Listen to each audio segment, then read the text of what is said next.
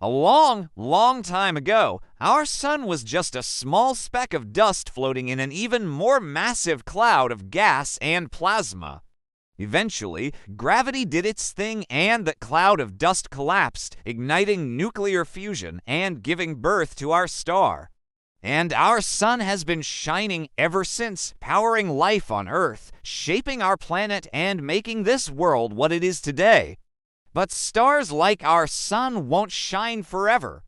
One day they will die and the universe will enter a period known as the end of the Stelliferous Era, which is pretty poetic for a period where no new stars will form. So what will the night sky look like when every single star goes out?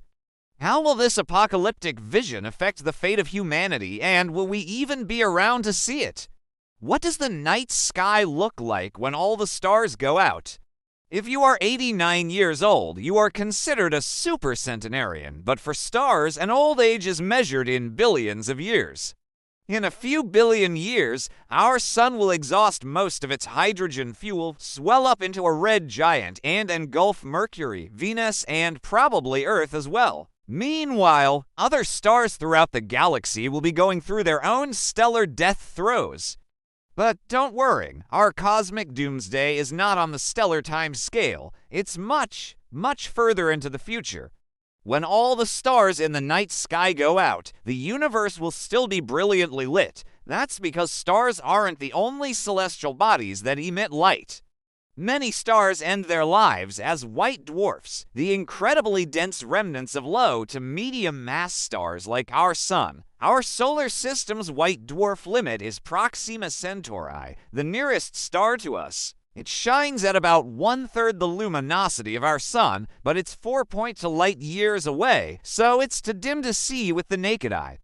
That changes when you consider that white dwarfs don't just exist in our solar system, but in every solar system in the Milky Way. The Milky Way has something like 100 billion white dwarfs, and each one would be visible from Earth if it were as bright as our sun. If you've ever played the game No Man's Sky, this is what the universe looks like when all the stars have gone out. The entire galaxy is filled with little white dots, each of which represents a white dwarf. But the white dwarfs won't be alone. The same goes for neutron stars, the ultra-dense remains of high-mass stars that exploded as supernovae. In fact, there are probably more neutron stars than white dwarfs in the Milky Way, maybe 2 for every one of the latter.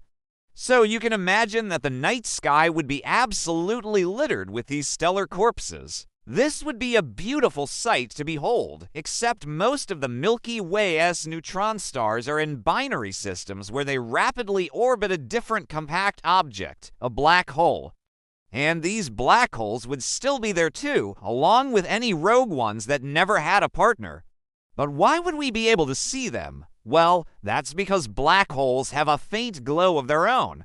It's called Hawking radiation after Stephen Hawking, who predicted its existence in 1974. You see, quantum mechanics tells us that empty space is actually brimming with virtual particles that pop in and out of existence faster than we can say quantum chromodynamics. Sometimes these virtual particles can be real particles. When that happens, it's called spontaneous particle creation. And if those particles are created near the event horizon of a black hole, they get sucked across the threshold before they can recombine and annihilate each other. This means that black holes slowly lose mass over time. They basically evaporate, and that process gives off light. Now, don't expect to see much in the way of actual flames. Black holes are so dense that the photons produced by Hawking radiation move at incredible speeds. So the best way to think of it is as a glow. Even better, the bigger the black hole, the brighter it will shine. So while the Milky Way may be full of tiny black holes less than 3 times the mass of our sun, it will also contain plenty of supermassive black holes. At the centers of most galaxies, these giants will be the brightest objects in the night sky. And there would be plenty of time to enjoy the view. Hawking radiation is so weak that the smallest black holes would take trillions of years to evaporate, and that's on the low end. For a 10 million solar mass black hole, the evaporation would take 10 to the 100 trillion years. To put that into perspective, the Milky Way is about 13.6 billion years old, and scientists think the universe is somewhere between 13.7 and 13.8 billion years old. So right now, every black hole in the universe is younger than the universe itself. For all we know, black holes could keep gaining mass indefinitely, becoming cosmic behemoths that blot out the light of dying galaxies and consume whole clusters of stars and planets.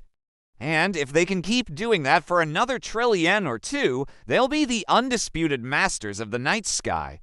That is, unless you count the cold and dead bodies of the universe's former stars.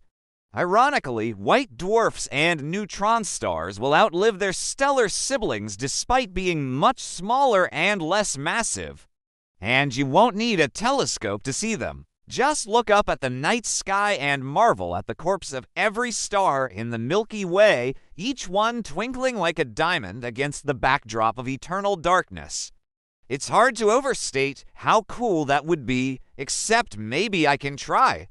Imagine holding a flashlight in a dark room and covering it with a strainer.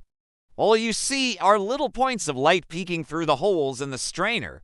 Now replace the strainer with the surface of a white dwarf and the flashlight with a white dwarf's original star. As the star dies, it sheds its outer layers, revealing the hot, glowing sphere of pure carbon and oxygen that's left behind. These stellar corpses will shine for tens of billions of years until they cool off and fade into total darkness. Meanwhile, the universe will be slowly but surely heating up again. Eventually, the temperature of space will return to what it was just after the Big Bang, and if the laws of physics are anything like they are today, matter will once again start to clump together. But by this point in the universe's history, there will be almost no energy available to make stars shine. Most of the universe's fuel will have been spent. So what exactly would these new bodies be made of? Well, we don't know for sure. Scientists speculate that the only elements that could possibly condense are hydrogen, helium, and lithium because their nuclei can form without any additional energy input. In other words, these elements would naturally gather together under the influence of gravity. As these new stars form, they would cool off quickly, radiating away their scant heat and entering a state called Bose-Einstein condensation. Unlike regular stars, which glow because their outer layers are hot and glowing plasma, these stars would be completely dark. You could tell they were there only by watching other objects bounce around them, either stars or planets. In fact, these stars would be similar to black holes in that you could detect their presence by watching their gravitational effects on other bodies. But they would also share some similarities with white dwarfs. Both would be small and dense, although the exact size and mass would depend on how much fuel is available. These dark stars would mark the beginning of the universe's slow heat death, a time when everything in the cosmos is at maximum entropy. Some scientists even believe that at some point the second law of thermodynamics would stop applying to the universe. According to this idea, entropy would reach a maximum and the universe would start to contract. Eventually, the universe would collapse and we would return to a state similar to the one we were in just after the Big Bang. Then the Big Bang would happen again and the universe would begin its journey back to order. Until then, we humans would have plenty to see. For starters, Earth will probably survive the end of the Stelliferous Era. Sure, our planet will run out of fossil fuels, but nuclear fusion reactors could keep our civilization alive for thousands of years. There will also be plenty of raw materials available for thousands of generations of people to use. The entire night sky will be littered with the bones of stars and planets, which would be full of resources like iron, nickel, and zinc. But eventually, these resources will run out too, and humanity will enter its final centuries. We're talking about the real final days here, not the last days of our civilization. I mean, it's possible that our species will go extinct long before the stars go out. But if we do manage to stick around, we will witness the death of every single star in the night sky. And what we see afterward depends on whether we go out with a bang or a whimper. Thanks for watching this SCI Show video.